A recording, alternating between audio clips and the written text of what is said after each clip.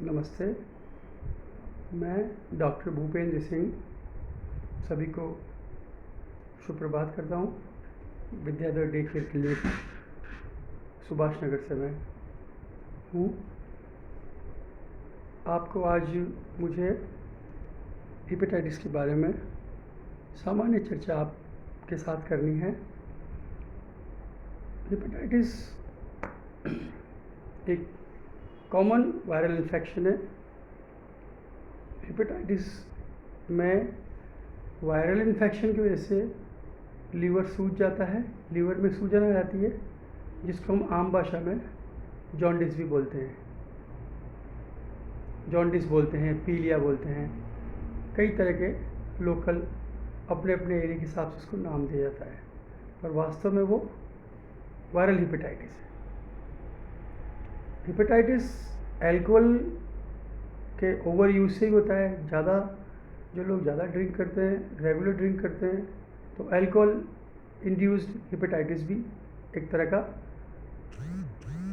Liver की सूजन है, जो बिना इन्फेक्शन के ही लीवर सूज जाता है। बाकी इन्फेक्टेड जो वायरल हेपेटाइटिस है वो 4-5 तरह के होते हैं। Hepatitis A, hepatitis B, hepatitis C, hepatitis D और हेपेटाइटिस ई। इसमें सबसे जो कॉमनली पाया जाता है वो होता है hepatitis A virus.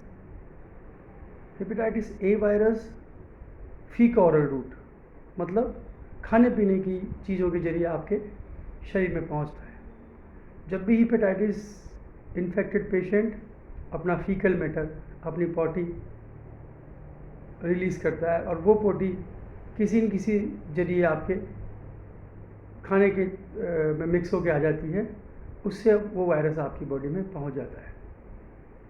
Hepatitis B virus blood contact से पहुंचता है, जैसे कि आपने कहीं इंजेक्शन लगवाया, कहीं पिन प्रिक हुआ, वो इन्फेक्टेड ब्लड था और आप में एंटर कर गया। मतलब आपने कहीं अनप्रोटेक्टेड सेक्स किया, उसमें भी ऐसा हो सकता है। दूसरा, हेपेटाइटिस ए वायरस कॉमनली होता है और उसमें उसका जो है ट्रीटमेंट बहुत ज़्यादा मुश्किल काम नहीं है, बहुत ज़्यादा डिफ़िकल्ट चीज़ नहीं, बहुत डरने वाली बात नहीं है। फैट फ्री डाइट लेनी होती है इसमें आपको घी तेल ये अवॉइड करना होता है। दूसरा, ग्लूकोज रिच डाइट लेनी होती है। सारा ट्रीटमेंट जो है वो लीवर सपोर्टिव थेरेपी होती है। लीवर अपने आप को खुद ही ठीक करता है, आपको सपोर्ट करना होता है।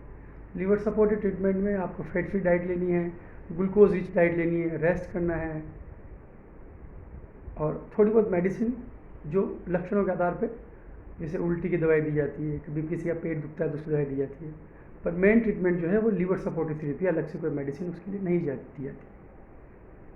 और 1 महीने का लगभग पीरियड होता है, कम से कम 1 महीना लगता है वायरल हेपेटाइटिस से रिकवर होने में।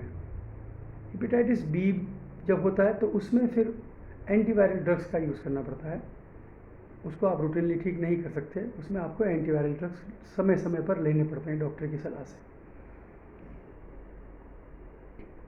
प्रिकॉशन की बात की जाए, अगर हेपेटाइटिस वायरस से बचने के प्रिकॉशन देखे जाएँ तो प्रिकॉशन में hepatitis A virus faecal oral route से आता है, इसलिए आपको खाने पीने की चीज़ों का विशेष ध्यान रखना पड़ता है, जैसे साफ पानी पिएँ, बाहर की चीज़ें खाने से बचें।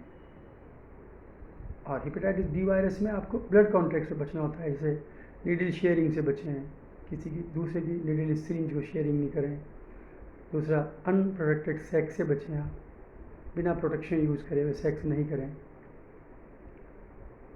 कई बार इन्फेक्शन के प्रिवेंशन मेथड भी होते हैं, जैसे कि वैक्सीन बोलते हैं जिनको अपन। तो हेपेटाइटिस बी और हेपेटाइटिस ए वायरस के लिए मार्केट में वैक्सीन अवेलेबल है। अगर आप चाहें तो वैक्सीन का यूज़ कर सकते हैं। गवर्नमेंट हेपेटाइटिस बी वायरस का वैक्सीन तो फ्री ऑफ कॉस्ट भी लगाती है। इस तरह से हेपेटाइटिस बी, हेपेटाइटिस ए और दूसरे जो हेपेटाइटिस हैं जो कम कॉमनली पाए जाते हैं, तो उनका भी प्रोटेक्शन हम कर सकते हैं। बहुत बहुत धन्यवाद आपका। Thank you.